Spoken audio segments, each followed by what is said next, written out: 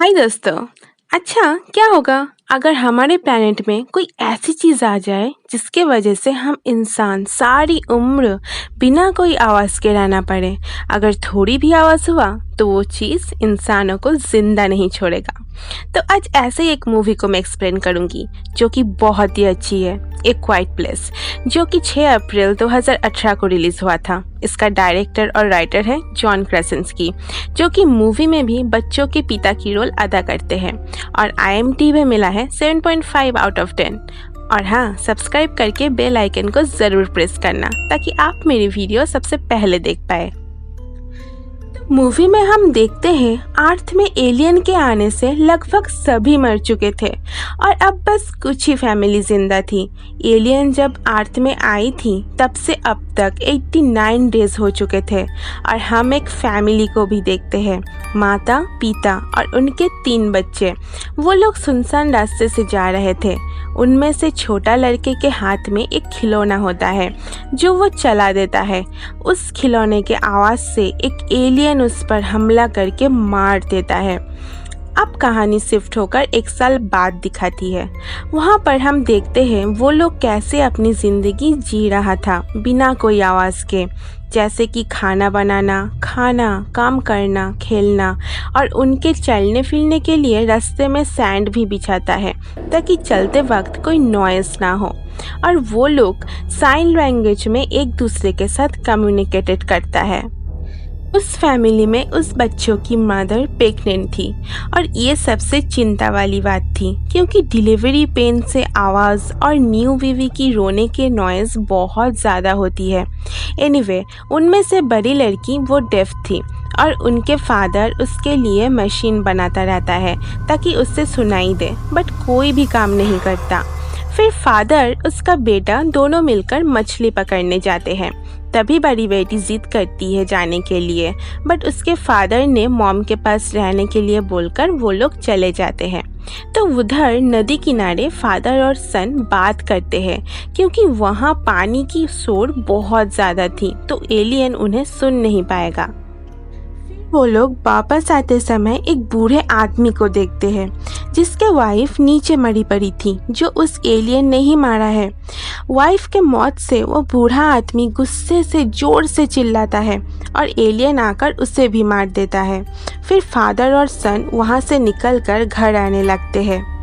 उधर बच्चों के मॉम की वाटर ब्रेक होने के कारण अब डिलीवरी का वक्त आ चुका था। तो बेसमेंट में जाते समय सीढ़ी से निकला हुआ एक पिन पैरों में चुभ जाता है जिससे वो गिर जाती है और आवाज़ होने के कारण एलियन घर की तरफ आने लगते हैं। अब वो औरत घर के सारे रेड लाइट को जला देती है क्योंकि वो समझ चुकी थी अब बहुत बड़ा खतरा है। फिर उन बच्चों की फादर दूर से ही रेड सिग्नल को देख लेता है। वो छोटे बच्चे को फायर क्रैकर्स जलाने बोलकर खुद घर के अंदर चला जाता है और तभी बच्चों की माँ ने अपने आप ही खुद की डिलीवरी करती है। उधर छोटे बच्चे ने उसकी मॉम की आवाज़ दबाने के लिए फायर क्रैकर्स से एलियंस को डिस्ट्रैक्ट करता है।